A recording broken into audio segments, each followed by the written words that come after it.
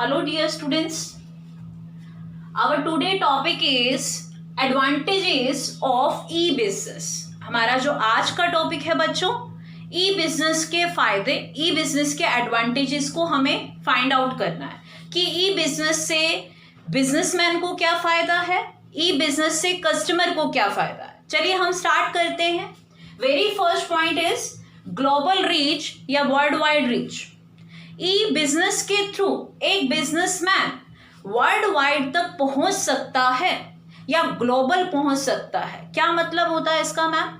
देखिए, बिजनेसमैन किनको सर्च करते हैं? कस्टमर को सर्च करते हैं। जब कस्टमर को सर्च कर रहे हैं तो अगर हम लोग इंटरनेट पर कस्टमर सर्च कर रहे हैं तो इंटरनेट यूजर इस बिजनेस के साथ कनेक्ट हो सकते हैं, चाहे वो इंटरनेट यूजर आपके कंट्री के हो, चाहे वो इंटरनेट यूजर आप वर्ल्ड वाइड हो।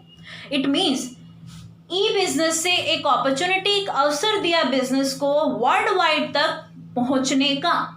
अच्छा, अगर वर्ल्ड वाइड तक एक बिजनेस पहुंच रहा है तो इसका बेनिफिट क्या है? अगर इतने सारे कस्टमर के कांटेक्ट में बिजनेस आ सकता है तो इससे बिजनेस की सेल इंक्रीज होगी, और जब बिजनेस की सेल इंक्रीज होती है तो डेफिनेटली बिजनेस को फायदा होता है। तो एक बेनिफिट तो हमें ये मिल गया कि ई बिजनेस ने हमें अलो करा वर्ल्ड वाइड के कस्टमर तक पहुंचने में।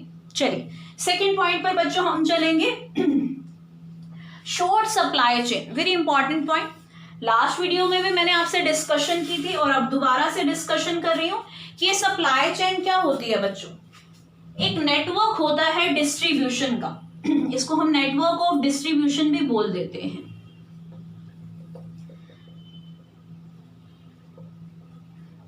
मैम क्या चीज डिस्ट्रीब्यूट हो रही है और कैसे नेटवर्क में हो रही है? बच्चों, प्रोडक्ट डिस्ट्रीब्यूट हो रहा है और एक नेटवर्क में डिस्ट्रीब्यूट पहले होता था, लेकिन ई बिजनेस में हमें इस नेटवर्क की जरूरत नहीं है जो हमारे लिए फायदा देगा। देखिए हम समझे, हमें नेटवर्क क्यों चाहिए था? एक producer, wholesaler, retailer, then customer. Producer और कस्टमर के बीच में एक नेटवर्क है, एक कनेक्शन है, इसको हम क्या बोलते हैं? Supply chain. प्रोडक्ट कैसे एक चेन के थ्रू सप्लाई हो रहा है, तो ये जो है सप्लाई चेन है, मिडल मैन भी बोल सकते थे। क्या ई बिजनेस में इन सप्लाई चेन की रिक्वायरमेंट है? तो मैं बोलूंगी नहीं। Producer can contact customer directly. Producer क्या कर सकता है? कस्टमर से डायरेक्टली कांटेक्ट कर सकता है इंटरनेट पर। अब प्रोड्यूसर को इन मिडल मैन की नीड ही नहीं है। मैम, जब मिडल मैन अगर हट जाएंगे, सप्लाई चेन की जरूरत नहीं है, तो क्या फायदा होगा? हम तो बेनिफिट्स देख रहे हैं ना बच्चों। देखिए, प्रोड्यूसर ने एक प्रोडक्ट बनाया जिसकी कॉस्ट है 100। वो प्रोडक्ट उसने होलसेलर को दिया, होलसेलर ने अपना कमीशन ऐड किया और कमीशन ऐड किया उसने 30 रुपीज। प्रोडक्ट अब कितने का हो गया? 130 का, और 130 का उसने सेल कर दिया रिटेलर को। रिटेलर ने 50 रुपीज ऐड कर दिए और अब हो गया प्रोडक्ट 180 का। अब जब प्रोडक्ट पे ऐड हुए 150, रिटेलर ने अपना कमीशन ऐड हुआ तो उसने कस्टमर को दिया कितने में? 180 में। 100 रुपए का प्रोडक्ट कस्टमर तक कैसे पहुंच रहा था? 180 में। अगर हम इन चैनल्स को हटा दें, डायरेक्टली हमने क्या कर दिया? इसको एलिमिनेट कर दिया। ई बिजनेस से इसको एलिमिनेट कर दिया, हमें जरूरत ही नहीं है मिडल मैन की। हम डायरेक्टली प्रोड्यूसर क्या कर सकते हैं? कांटेक्ट कर सकते हैं। देन 100 रुपीज का प्रोडक्ट कस्टमर तक कैसे पहुंचेगा? 100। ये फायदा है बच्चों। कस्टमर को प्रोडक्ट कैसे मिल रहे हैं? सस्ते मिल रहे हैं थ्रू ई बिजनेस। चलिए हम नेक्स्ट पॉइंट पर चलते हैं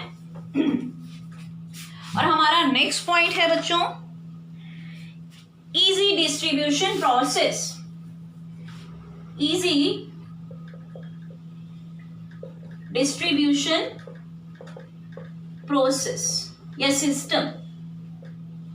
अभी क्या डिस्ट्रीब्यूट, वो तो प्रोडक्ट डिस्ट्रीब्यूट करने की बात कर रहे थे। अब कहते हैं बड़ा आसान है कुछ भी डिस्ट्रीब्यूट करना। कुछ भी से मतलब इंफॉर्मेशन, सर्विसेज। इंटरनेट पर आप कोई इंफॉर्मेशन आपको अपलोड करनी, आपको टाइम कंज्यूमिंग नहीं है। एक इंफॉर्मेशन जो आप अपने प्रोडक्ट से रिलेटेड एक बिजनेसमैन देना चाहता है वो इंटरनेट पर अपलोड कर दीजिए, और इंटरनेट पर अपलोड करते ही कस्टमर को वो इंफॉर्मेशन मिल जाए। It is a very easy thing, ये बहुत आसान चीज़ है।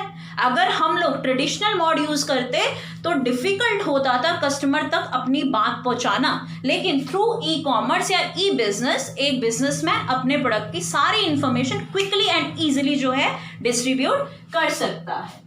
नेक्स्ट पॉइंट पर चलेंगे बच्चों, और हमारा नेक्स्ट पॉइंट है quick solution to doubts. Quick solution of doubts. ये डाउट्स किनको होते हैं? जो प्रोडक्ट लेने वाले होते हैं, कस्टमर हैं, उनको अगर कोई डाउट है रिलेटेड टू प्रोडक्ट से रिलेटेड, तो वो क्या कर सकते हैं, इंटरनेट पर ही अपनी क्वेरी को सोल्व कर सकते हैं। एक मैसेज सेंड कर सकते हैं, कंप्लेंट बॉक्स में कंप्लेंट डाल सकते हैं। एक माध्यम है, एक मीडियम है जहां पर आपकी बात क्विकली सुनी जाती है और क्विकली उसका रिप्लाई किया जाता है। इंटरनेट पर एक बिजनेसमैन ने अपने जो है पर्सन अपॉइंट किए हुए हैं या अपने जो एक्सपर्ट रखे हुए हैं, जो आपके लिए क्या काम कर रहे हैं, आपकी जो क्वेरी है उनको इमीडिएटली सॉर्ट आउट कर रहे हैं।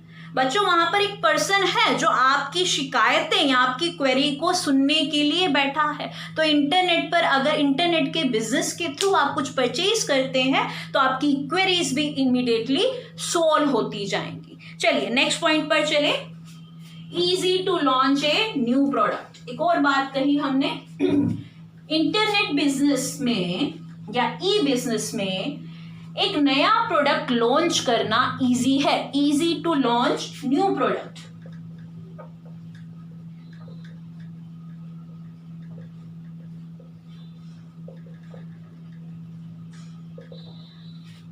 ऐसे बिजनेसेस जो इंटरनेट पर कंडक्ट किए जाते हैं वो अपने नए प्रोडक्ट्स की मार्केटिंग पहले से स्टार्ट कर देते हैं। अपने नए प्रोडक्ट के फीचर के बारे में, अपने नए प्रोडक्ट के बारे में इंटरनेट पर बताना शुरू कर देते हैं। तो एक कस्टमर को ये सारी नॉलेज पहले से ही जो है घर बैठे ही अवेलेबल हो जाती है। अभी प्रोडक्ट आया नहीं, जैसे एक एग्जांपल ले लें, अभी एक जो है रियलमी का फोन लॉन्च हुआ है, नया फोन लॉन्च हुआ है, नया मॉडल लॉन्च हुआ है। उन्होंने पहले से, रियलमी कंपनी ने इंटरनेट पर क्या डाला कि 30 जो है मई को एक प्रोडक्ट हम लॉन्च करने वाले। इसका मतलब कस्टमर तक ये बात तो पहले ही पहुंच गई।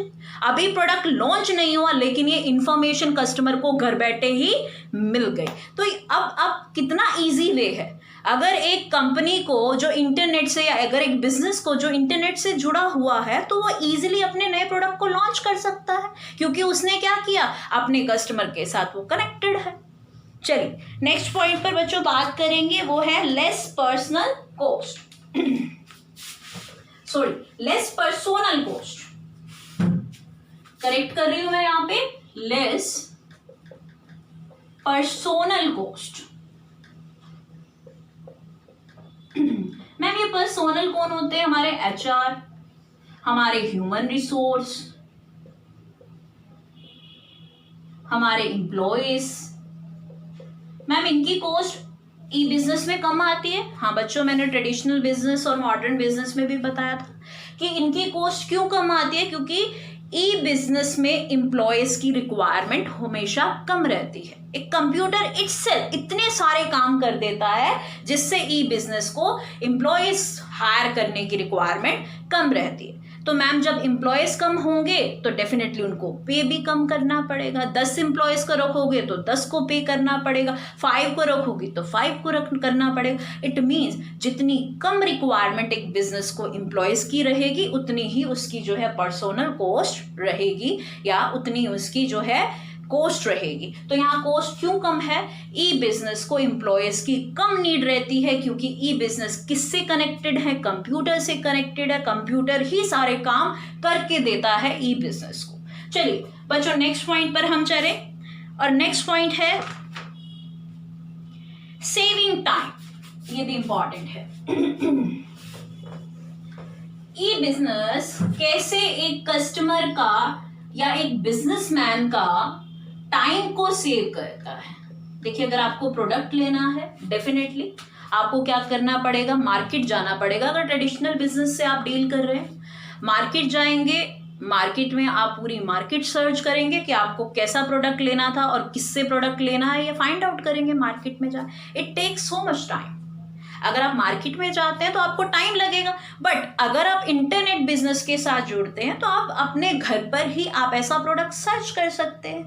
आपको यहाँ पर टाइम सेव हो जाएगा, आपको मार्केट जाने की नीड नहीं है, आपको वहाँ पर सर्चिंग करने की नीड नहीं है। तो ई बिजनेस ने कस्टमर के टाइम को भी बच्चों कम कर, टाइम को भी सेव कर दिया। 24/7 जो है ये फैसिलिटी देते हैं। आप जब भी आपकी कन्वीनियंस हो, आप ई बिजनेस के थ्रू या इंटरनेट के थ्रू आप प्रोडक्ट को परचेज कर सकते हैं अपनी लाइकिंग के थ्रू। चलिए नेक्स्ट पॉइंट पर बच्चों चले हम लोग, और नेक्स्ट पॉइंट है हमारा less risk in payment.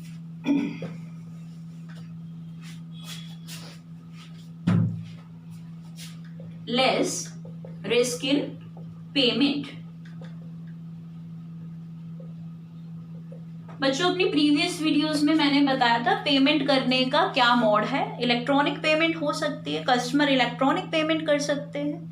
Electronic payment के अंदर ऑलवेज रिस्क कम रहता है। इलेक्ट्रॉनिक पेमेंट कैसे हैपन होती है बच्चों, ये भी समझो कैसे होती है electronic. Through credit card, through debit card. आप क्या करते हैं, क्रेडिट कार्ड नंबर देते हैं बिजनेस को या कंपनी को, या अपना डेबिट कार्ड नंबर देते हैं जो आपको एक बैंक ने प्रोवाइड कराया। It is a easy way, ये एक आसान तरीका है पेमेंट करने का। सिर्फ आपको क्या करना है, एक नंबर जो है क्रेडिट कार्ड या डेबिट कार्ड का देना है, और जो है कंपनी आपके अकाउंट से वो मनी डिडक्ट कर लेगी। तो it is a easy thing. अगर हम ट्रांसफर किसी और मोड से करते हैं तो ट्रांसफर और रिस्क हमेशा रहता है, पैसे को ट्रांसफर करने का रिस्क ऑलवेज रहेगा। लेकिन अगर इंटरनेट के थ्रू आप पैसा, इंटरनेट के थ्रू आप जो है पेमेंट कर रहे हैं, तो it is a easiest thing, और जो है ये सेफेस्ट थिंग भी रहेगी बच्चों। तो ये पॉइंट भी रेलेवेंट है, ये पॉइंट भी बताता है ई बिजनेस में आपका पैसा क्या है, सेफ है। नेक्स्ट पॉइंट पर बच्चों हम चलेंगे, product and services available in remote area.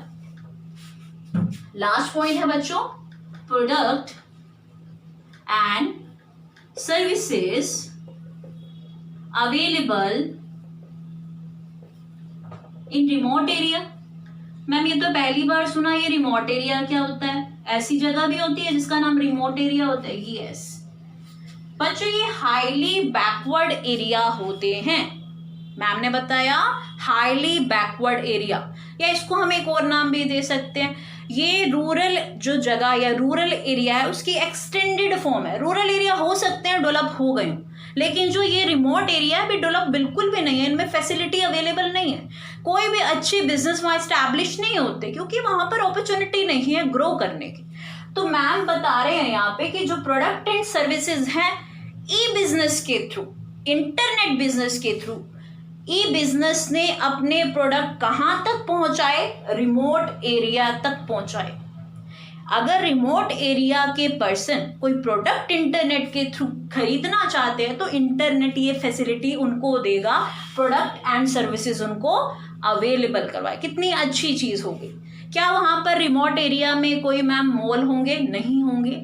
क्या कोई शोरूम होंगे? नहीं होंगे। क्या अच्छी क्वालिटीज़ के प्रोडक्ट मिलते थे? पहले नहीं मिलते थे, लेकिन इंटरनेट जब से आया, इंटरनेट बिजनेस आया, तो इन एरियाज़ के लोगों के लिए भी ये फैसिलिटी अवेलेबल होगी कि इन लोगों को भी क्या मिलने लग गया, अच्छे प्रोडक्ट एंड सर्विसेज इनको अवेलेबल होगी। तो बच्चों ये पॉइंट्स हैं जो हमें बताते हैं कि ई बिजनेस के क्या क्या फ़ायदे हैं, कैसे क्विकली हम इंफॉर्मेशन ले सकते हैं, कैसे क्विकली हम अपने डाउट्स को दूर कर सकते हैं, कैसे रिमोट एरिया के अंदर प्रोडक्ट्स अवेलेबल कराए जा रहे हैं, कैसे कस्टमर को बिजनेस के लिए बढ़ाया जा रहा है। तो नंबर ऑफ फायदे थे जो हमने अभी डिस्कस किए। अपनी नेक्स्ट वीडियो में बच्चों मैं एक और टॉपिक लेकर आऊँगी जिसका नाम है लिमिटेशंस ऑफ ई बिजनेस। किसी भी बिजनेस के सिर्फ फायदे तो नहीं हो सकते, उसमें कुछ नुकसान भी होंगे। तो हम ये नेक्स्ट वीडियो में पढ़ेंगे कि ई बिजनेस से बिजनेसमैन या कस्टमर को क्या क्या नुकसान है। थैंक यू सो मच बच्चों।